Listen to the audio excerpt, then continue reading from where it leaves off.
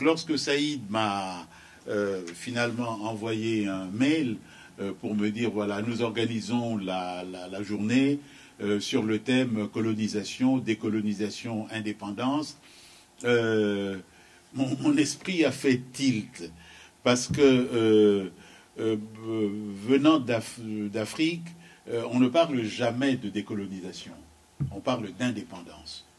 Donc, moi, je suis un gamin des indépendances. Et le premier discours politique, mais également historique que j'ai entendu, c'est justement le fameux discours du 30 juin 1960, lorsque Patrice Lumumba ouvre le discours en disant « combattant de l'indépendance, aujourd'hui victorieux ». Donc, c'est ça pour nous, et pas la décolonisation. Parce qu'en fait,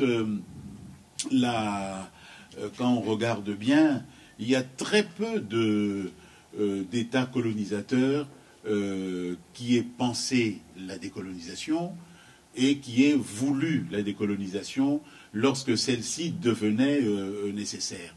Le seul pays qui en a parlé, mais pour aussitôt se dédire, c'est l'Angleterre, lorsque une commission de la Chambre des communes, en 1865, a pris une résolution fameuse en disant le but de notre présence en Afrique, c'est de former les indigènes, c'est comme ça qu'on parlait à l'époque, dans la pratique de ces vertus et de ces qualités qui nous permettront de leur transférer la totalité de leurs affaires, et qu'on doit le faire le plus rapidement possible.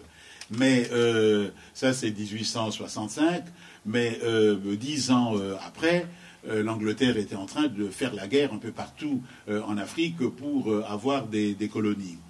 Alors, de notre côté, on pourrait dire que l'un de ceux qui a pensé peut-être, mais avec toute l'ambiguïté qu'on lui connaît, puisque bon, nous avons vu tout à l'heure un film sur l'abolition dans les vieilles colonies et l'octroi de nouveaux noms, Napoléon III, donc lorsqu'il prend le pouvoir, l'une des premières choses qu'il va se précipiter de faire, c'est d'établir le régime dit des engagés à temps et des travailleurs sous contrat, qui en fait prélevaient de la main-d'œuvre en Afrique, exactement là où se passait la traite esclavagiste, et exactement de la même manière. Tout à l'heure, tu as fait remarquer que ces nouveaux venus ont gardé leur nom, ce qui nous permet aujourd'hui de suivre un peu ce qu'ils ont fait. Napoléon III, donc, très vite entouré par un certain nombre d'intellectuels, de polytechniciens ou d'agitateurs d'idées, dont Ismaël Urbain, donc j'allais dire africain, un noir, disons, de la Caraïbe, devenu musulman, avait pensé à un moment donné créer un royaume arabe. C'était très très confus dans son esprit, mais tout autour de lui, son demi-frère, le duc de Morny, des banquiers suisses et d'autres, évidemment, ont expliqué qu'il n'était pas question de royaume arabe, parce qu'on avait besoin de la terre pour coloniser et produire. Donc, au fond, on se rend bien compte que, quels que soient les pays colonisateurs, la France a mené plusieurs guerres, dont certaines sont connues, d'autres encore moins, en Indochine, en Algérie, bien sûr, et une autre guerre très importante au Cameroun. L'Angleterre a fait la même chose. La guerre des Mahou-Mahou est exactement contemporaine de la guerre d'Algérie et tout aussi violente, avec des choses incroyables, puisque non seulement l'armée a opéré sur le terrain, mais on a armé les civils pour justement tuer ceux des Africains qui demanderaient l'indépendance. Le Portugal a vécu dans la mythologie de former une seule terre avec son empire, et on connaît le résultat, c'est que ce pays, avec les peu de moyens qu'il avait, mais derrière le Portugal, il y a tout l'OTAN. ce pays a mené des guerres au Mozambique, en Angola, en Guinée-Bissau.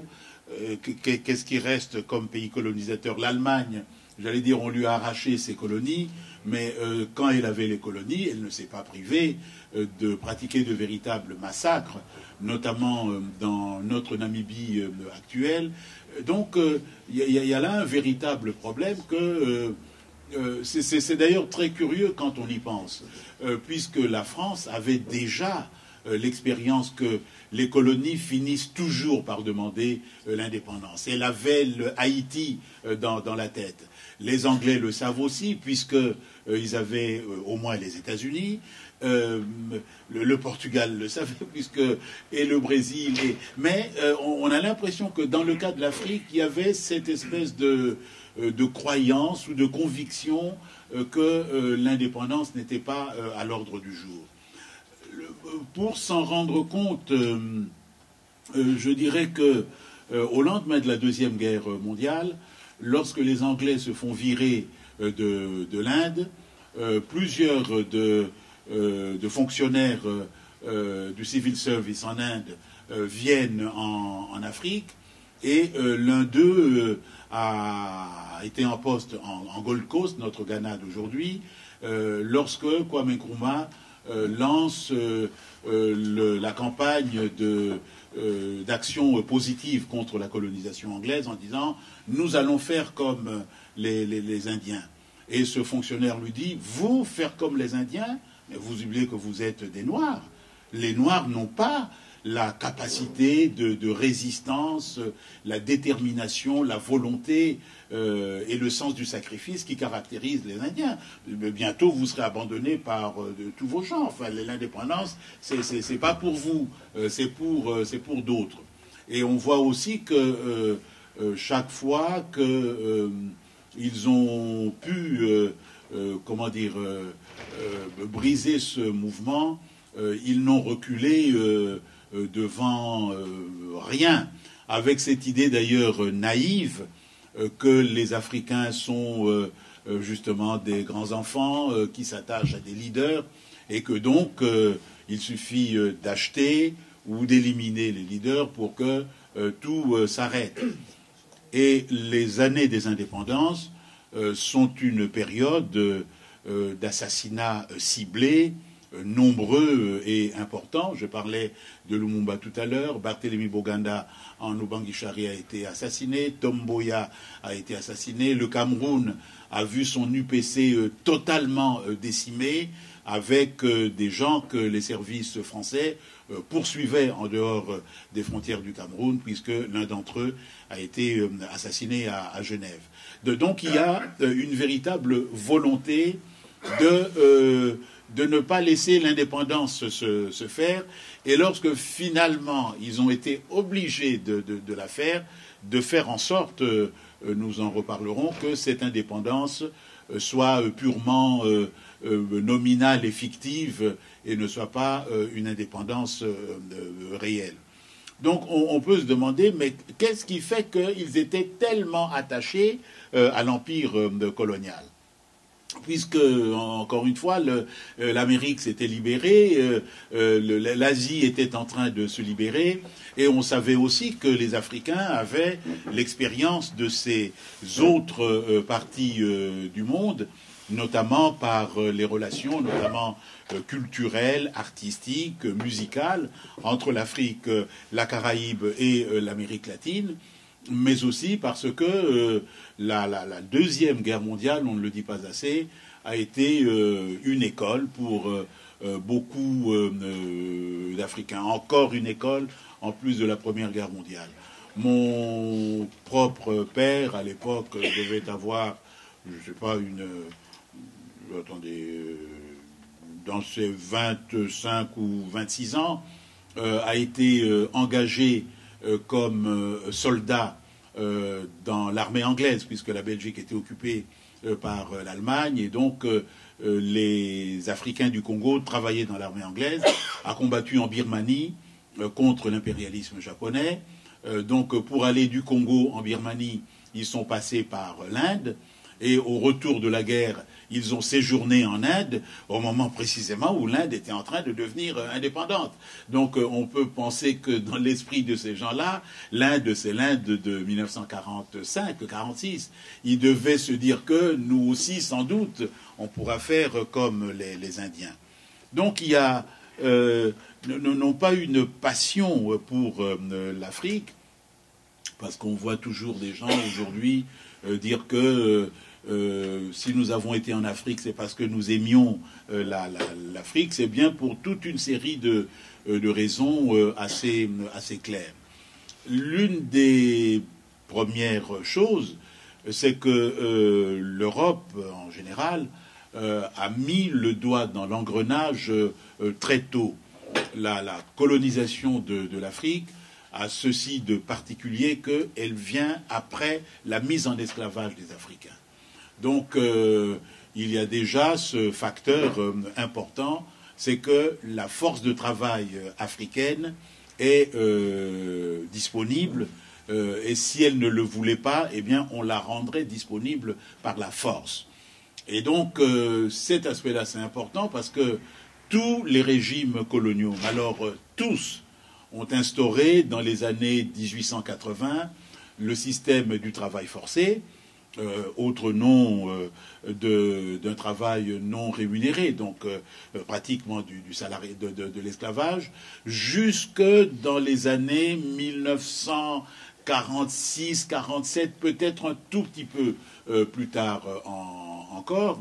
Donc ce système injuste, parfaitement illégal par rapport aux lois même des pays européens, lorsque la Société des Nations, l'ancêtre de l'ONU, a voulu commencer à y regarder de près, en disant c'est quand même un problème que des gens travaillent sans être payés, la première chose que les puissances coloniales ont faite, donc France et Angleterre en tête, c'est de dire ah nous c'est vraiment momentané, c'est pour la civilisation, mais attention, il y a deux pays en Afrique qui sont le pilier de l'esclavage moderne, c'est le Libéria et l'Éthiopie.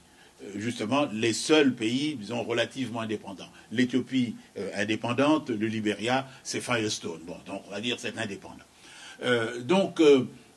Non seulement ils ont pris cet argument, ce qui était d'ailleurs, nous sommes dans la fin des années 20, une manière de vouloir recoloniser le Libéria, c'est le caoutchouc, hein, l'industrie automobile. Mais c'est aussi une sorte de prime donnée à ceux qui voudraient coloniser ou essayer de coloniser l'Éthiopie, ce que Mussolini va s'empresser de faire en 1935. Et donc, pour défendre quand même leur propre système, l'Angleterre a expliqué que le salariat s'introduisait doucement dans les mines d'Afrique du Sud, et la France n'a rien trouvé d'autre à faire que d'envoyer, si vous me permettez la formule, le nègre de service, le Blaise Diagne, qui déjà avait recruté les soldats pour la Première Guerre mondiale, et donc Blaise Diagne, député sénégalais, va aller à Genève pour faire la défense du travail forcé en disant que c'est un moyen nécessaire pour civiliser les Africains. Donc l'Afrique a de la main-d'œuvre. L'Afrique a aussi toutes les ressources que nous connaissons un peu mieux aujourd'hui, mais qui, depuis les années 70, ont fait rêver tous les pays occidentaux. Donc on a commencé à parler de caoutchouc, on parle de l'ivoire, il y a eu l'or et le diamant de l'Afrique du Sud qui a donné véritablement la folie aux gens parce qu'on pouvait devenir millionnaire ou milliardaire en quelques mois. Et donc il y a cette course vers l'Afrique qui est directement liée à la recherche et à la possession des ressources du sol et du sous-sol africain. Alors on va dire oui, mais c'est une explication économique qui ne vaut pas parce que les ressources ne sont pas qu'en Afrique. D'autres diront c'est l'interprétation de Lénine, donc elle est politiquement marquée. C'est qu'en fait, on ne veut pas tenir compte de ce que les Africains de l'Afrique et les Africains de la diaspora pensaient de la colonisation au moment où elle était en train de se faire. Donc il y a cette conviction qu'on voit encore aujourd'hui lorsque on parle de la Chine et de l'Inde en Afrique, de penser que les Africains sont de grands naïfs et qu'ils se font rouler dans la farine sans savoir ce qu'on est en train de les faire. Or, au début du XXe siècle, Dubois, qui est donc cet historien et agitateur politique américain, lorsque la guerre commence, il publie un article très important sur les racines africaines de la guerre, où il explique que on nous raconte des sornettes à propos des Balkans comme cause de la guerre, parce que nous savons que les grandes puissances européennes laissaient massacrer les Arméniens, les Serbes et les Croates entre eux sans réagir, et que la vraie raison, c'est justement la possession de terres qui portent des ressources. L'Amérique est fermée à cause de la doctrine Monroe, l'Asie est en train de se fermer après la victoire du Japon sur la Russie. Il y a eu aussi des choses en Afrique, la victoire de l'Éthiopie sur l'Italie, mais dans l'ensemble des pays, on pensait que les choses seraient relativement simples. Et donc, c'est cette raison économique-là qui est très importante et qu'on va retrouver au moment de la décolonisation. On le retrouve dans le cas des colonies anglaises, on le retrouve dans le cas de la Belgique avec le Congo, on retrouve ça aussi dans le cas de la France qui a voulu, à un moment donné, problème qui nous poursuit toujours, redécouper l'ensemble Maghreb et Afrique occidentale et créer une sorte d'État indépendant, hein, l'organisation des régions sahariennes, qui permettait à la France d'avoir un accès libre au pétrole, au gaz et éventuellement à de l'espace pour organiser des essais nucléaires. Donc tout ça est important et tous les réseaux plus ou moins mafieux autour du pétrole aujourd'hui, c'est lié justement au contrôle de ces ressources. Donc la raison économique est absolument importante. Nous connaissons tous ce que Jules Ferry va dire à l'Assemblée nationale en juillet 1885. Les colonies, c'est la meilleure assurance contre la crise économique parce qu'il y a des ressources là-bas.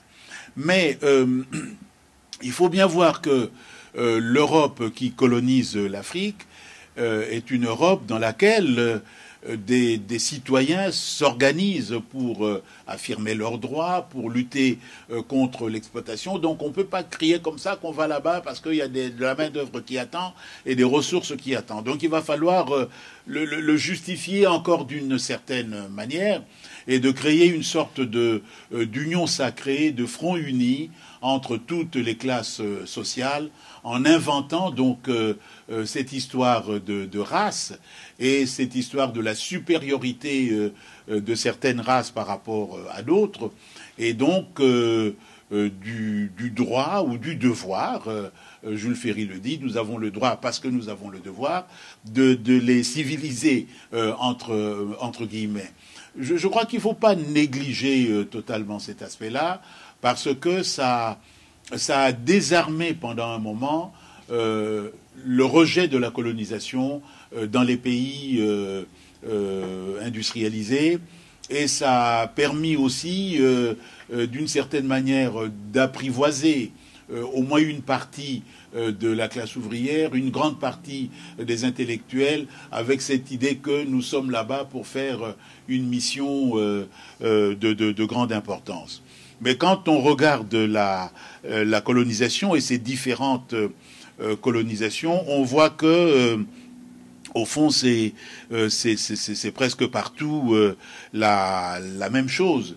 C'est d'abord un système de violence physique, symbolique aussi, sur les personnes.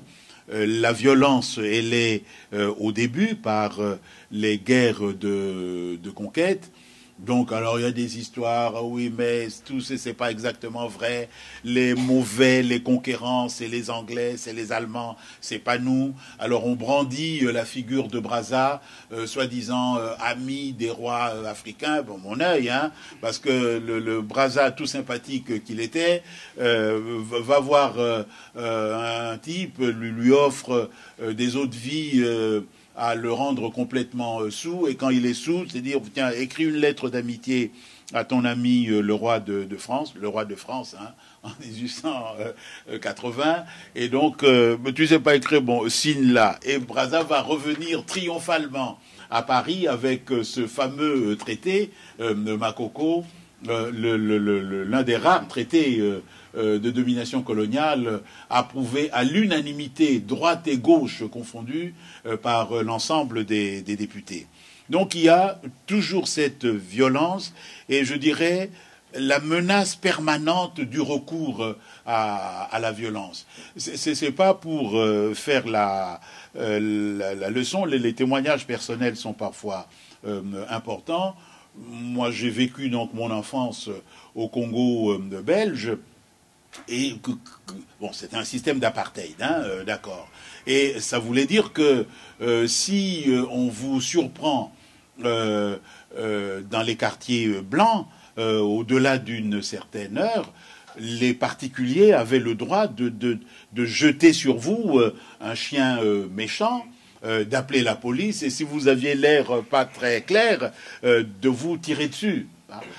Alors, dès lors que des choses un peu plus collectives s'organisent, des grèves, des demandes, on a vu tout à l'heure comment les soldats africains de la Deuxième Guerre mondiale ont été traités à Tiaroy, on vous tire dessus. Donc, ce fait-là, l'idée que la violence peut à tout moment être déployée sur vous, pour moi, c'est l'une des caractéristiques les plus durables du fait colonial. Avec ça, évidemment, sur le plan symbolique et juridique, le fait que vous n'êtes rien, vous êtes un indigène, voilà, et le fait que sur vous, on vous colle sur le dos des étiquettes qui vous spécifient de manière durable, donc vous êtes du nord ou du sud, vous êtes de telle tribu, entre guillemets, et de telle autre tribu. Donc tout ça vous suit en particulier et fait que cette violence-là est au service de quelque chose, essentiellement des intérêts économiques. L'indigénisation des sociétés africaines ne doit pas être prise à la légère, parce que cette indigénisation veut dire d'abord qu'on distingue entre blanc et noir. C'est la base de l'indigénisation. Et en outre, parmi les noirs, on va distinguer, ça remontait déjà à l'époque de l'esclavage aux Amériques, on va distinguer selon les qualités et les défauts. En fait, selon les défauts plus ou moins grands des gens, il y a ceux qui sont relativement intelligents, ceux qui ne le sont pas, et ceux qui sont de bons soldats, ceux qui ne le sont pas.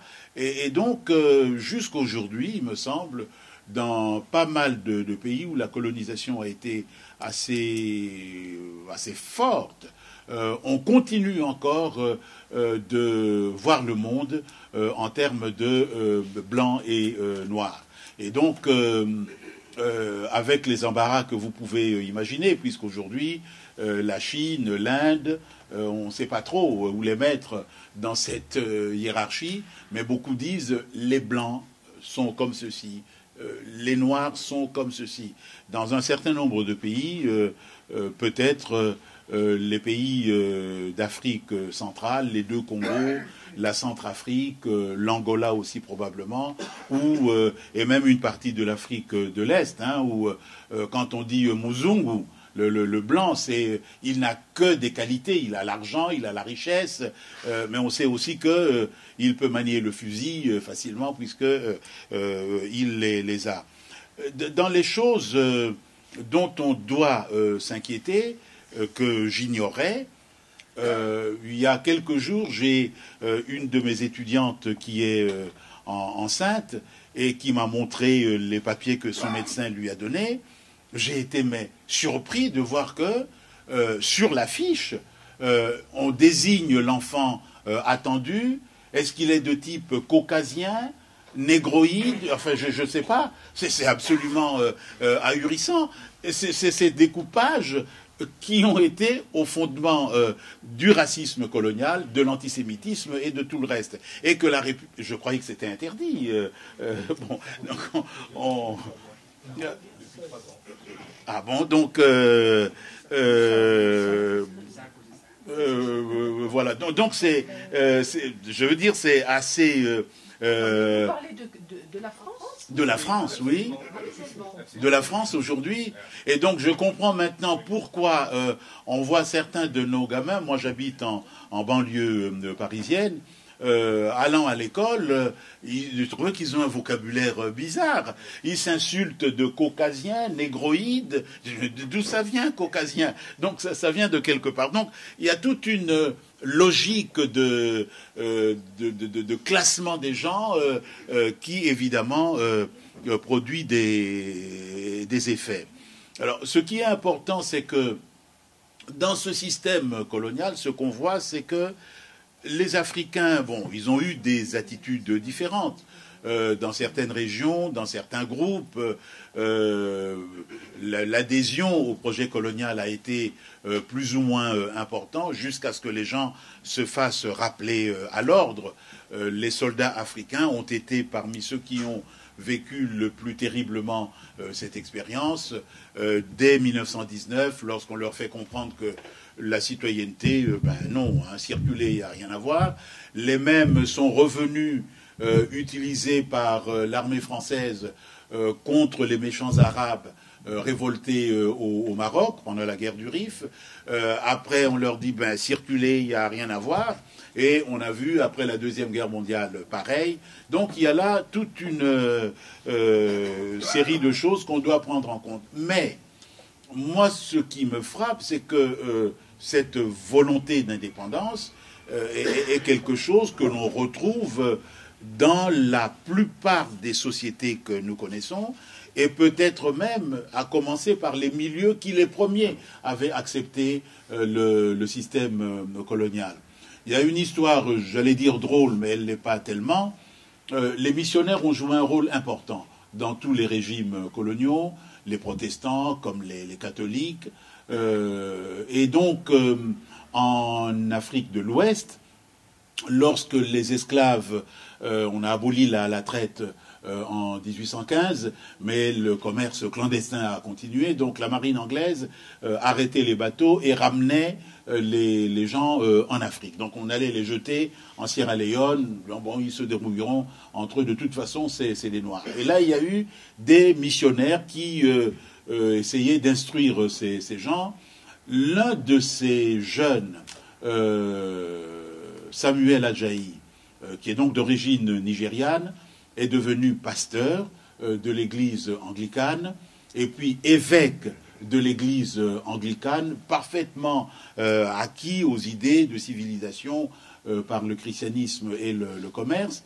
Mais lorsqu'il a fallu nommer un responsable de l'église anglicane sur la côte africaine, alors qu'il était le plus âgé et le plus ancien dans le grade le plus élevé, c'est un blanc, entre guillemets, qu'on a pris.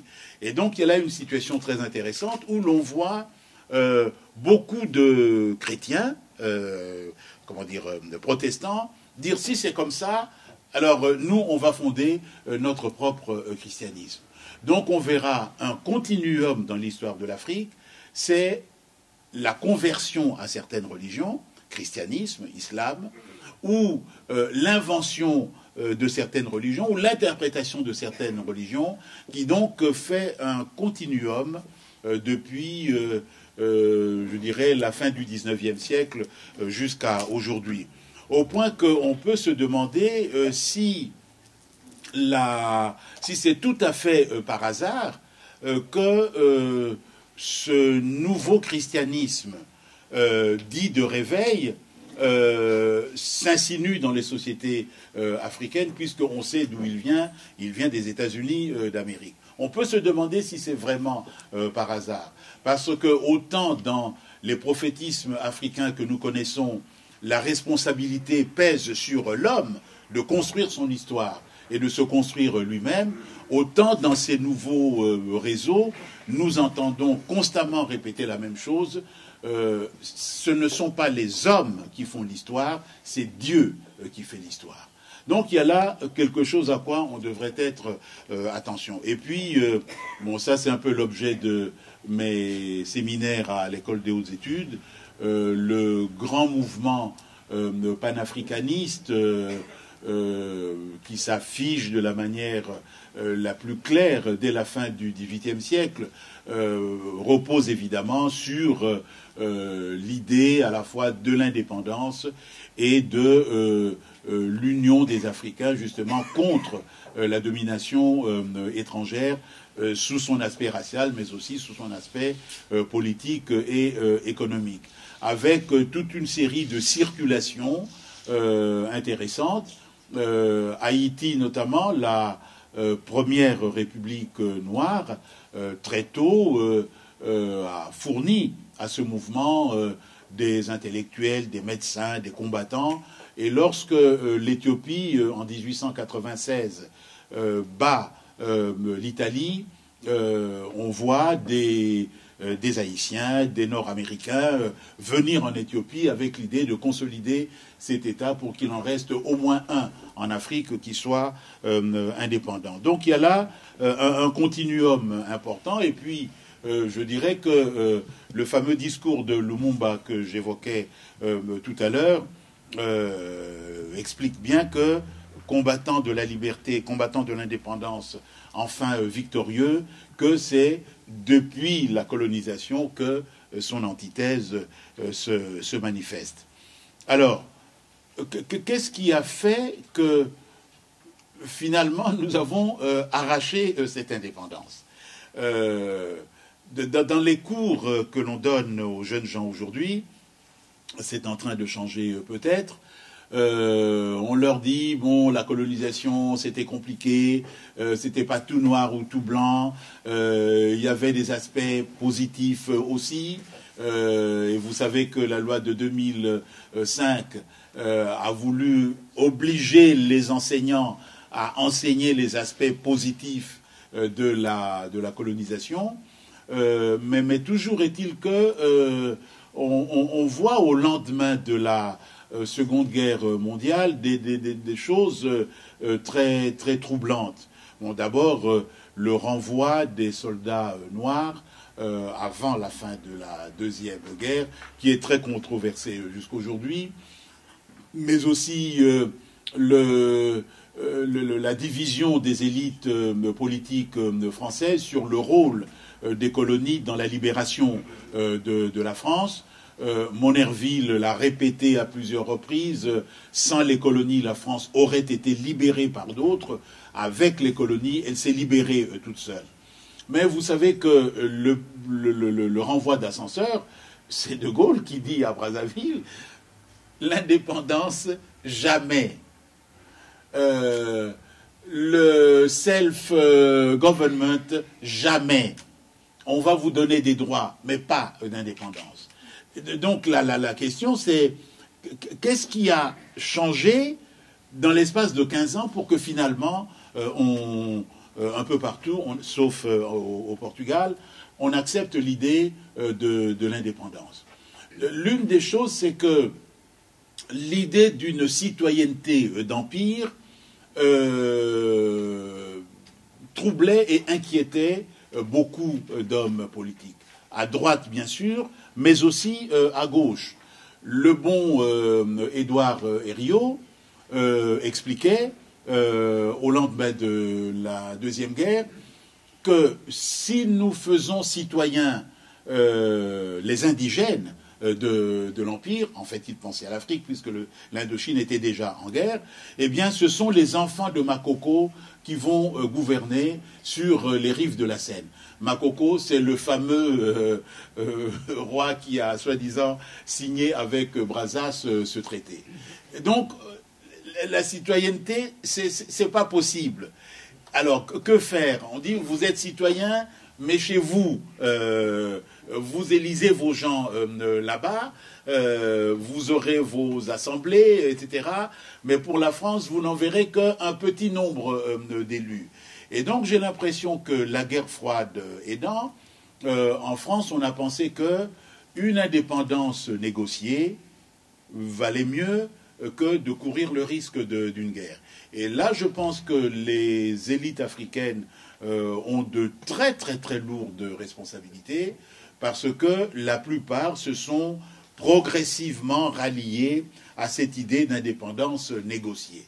On les a vus retourner leur veste, beaucoup étaient proches du PC à la suite de la Deuxième Guerre mondiale, puisque le PC était le premier parti à créer outre-mer des groupes d'études, de sensibilisation à la mobilisation, etc. Beaucoup d'entre eux vont retourner leur veste, d'abord pour se rallier à René Pleven, ancien commissaire aux colonies pendant la Deuxième Guerre, et à François Mitterrand, et finalement en 1958 pour se rallier avec armes et bagages au général de Gaulle. Et donc, cette chose-là, je pense, a été tout à fait déterminante, aidée aussi par le fait que les plus embêtants des leaders nationaux ont été purement et simplement assassinés. Donc, ça explique que, dans le cas français, ça explique que on a, j'allais dire, pris l'indépendance, mais avec des limitations qu'on ne peut absolument pas comprendre lorsque on négocie l'indépendance. Donc, les fameux accords de défense qui permettent à l'armée française d'intervenir dans les pays africains. Les accords économiques qui donnent aux entreprises françaises le droit de préemption si les ressources sont découvertes ou si on veut les mettre en valeur, ce qui intéresse donc le pétrole, qu'on va rapidement découvrir. Le BRGM, le Bureau de recherche géologique et minière, avait déjà détecté un certain nombre de ces ressources, donc la bauxite, le fer, etc. Donc tous ces pays vont, pieds et poings liés, accepter ça. Naturellement, vous le savez, le franc CFA, qui fait que les réserves de change des pays africains sont gérées par le Trésor français, plus enfin toute une série de choses qui fait que, au fond, l'indépendance, bon, on n'en a pas vu la couleur. Le seul qui a dit non, donc c'est Sékou Touré, mais on lui a fait la guerre. Pendant longtemps, quand on le disait aux responsables français, on lui disait c'est des histoires, jusqu'à ce que Pierre Messmer dise oui, nous avons saboté la Guinée, on a été jusqu'à arracher les prises électriques, les ampoules, pour mettre ce pays, disons, dans l'état de précarité maximum. Ce système-là, je trouve que la France a su y jouer d'une manière très très remarquable.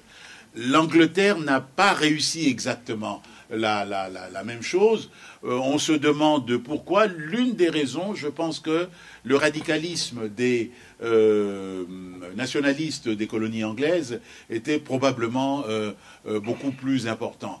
Quand vous avez quelqu'un comme Jomo Kenyatta, qui a été très proche de la Troisième Internationale communiste, très proche des travaillistes, qui était aussi un anthropologue, qui savait comment organiser sa société. Quand vous avez quelqu'un comme Kwame Nkrumah, quand vous avez Albert Luthuli, bref, tous ces gens-là, Azikiwe au Nigeria, ça veut dire qu'ils ont du répondant. Pour eux, le modèle de décolonisation par rapport à l'Angleterre, bien sûr, c'est les États-Unis. Nous sommes indépendants, c'est terminé, on traite d'égal à égal.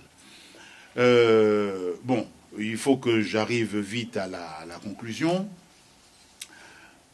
Bon, aujourd'hui, est-ce que le verre est à moitié vide ou à moitié plein?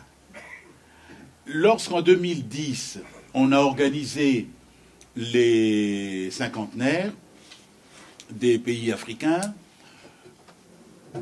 pas mal de gens, notamment dans la jeunesse, pensaient qu'il n'y avait rien à fêter. Et ceux qui le pensaient l'ont pensé un peu plus dans le cadre francophone, lorsque Nicolas Sarkozy a organisé cette chose extraordinaire, donc de célébrer ensemble aux Champs-Élysées quelque chose qui ressemble à un divorce. Depuis quand célèbre-t-on un divorce?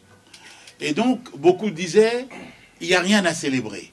D'abord parce que les relations néocoloniales sont toujours là, bon, vous suivez ces affaires, mais aussi parce que nous ne voyons pas le changement que nous espérions.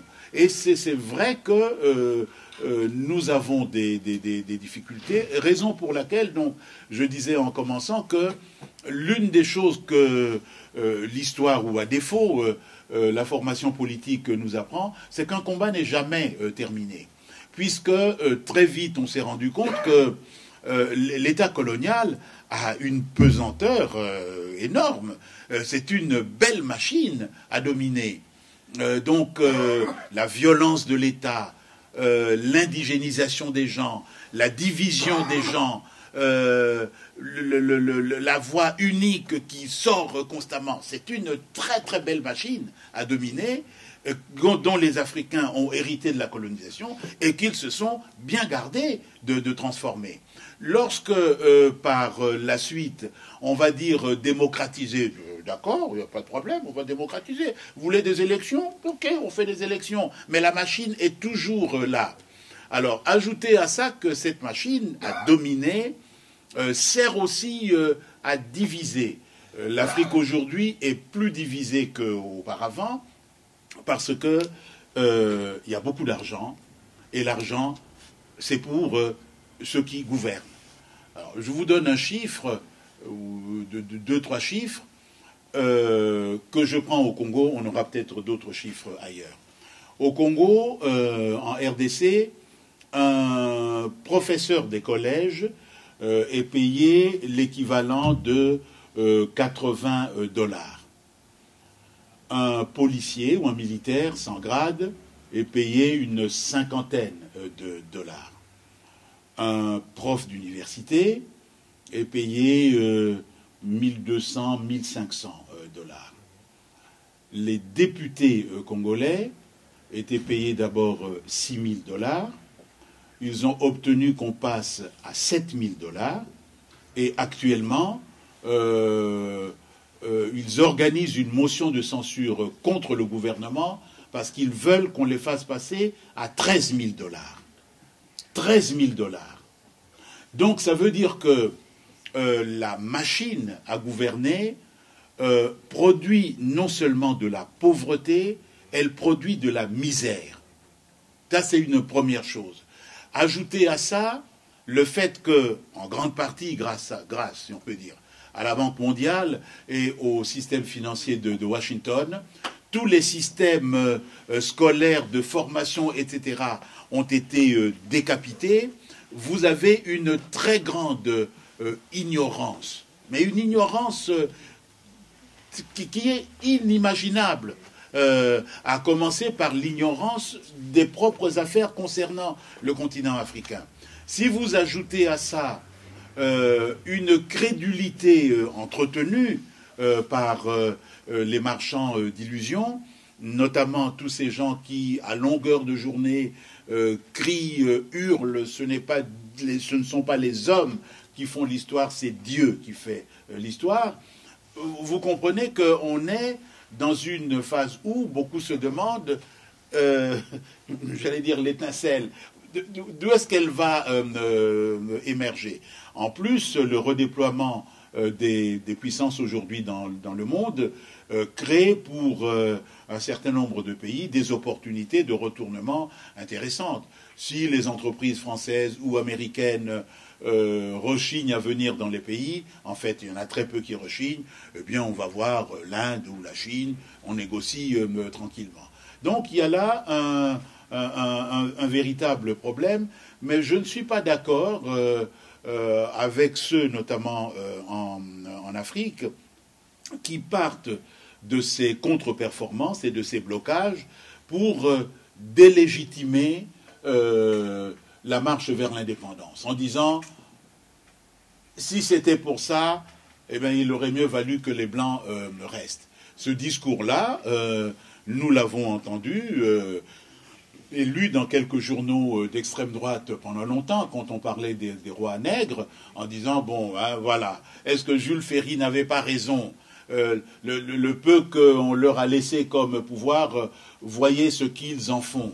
Mais quand vous regardez les fameux éléphants blancs que nous avons en Afrique, notamment en Afrique francophone, derrière ces éléphants blancs, vous trouvez Bouygues, Bolloré et quelques autres. Donc ça veut dire que alors, est-ce qu'il faut appeler ça néocolonialisme ou post-colonialisme, a encore quelques beaux jours devant lui. Mais moi, je n'aime pas beaucoup le mot post-colonialisme. Je n'aime pas beaucoup ça, parce que je pense qu'il faut justement sortir du colonialisme. On n'est pas post-colonialisme, on est dans autre chose où il va falloir inventer, s'organiser pour aller de l'avant. Finalement, les États-Unis, 50 ans après la guerre d'indépendance, on ne disait pas qu'ils étaient post-colonialistes, ils étaient un État en train de se faire. Et je crois que l'Afrique aussi doit le faire. Bon, dans la discussion, je reviendrai peut-être sur l'unité africaine dont on célèbre aujourd'hui. Moi, je célèbre les 50 ans parce que je crois que c'est une promesse qui reste toujours à l'ordre du jour.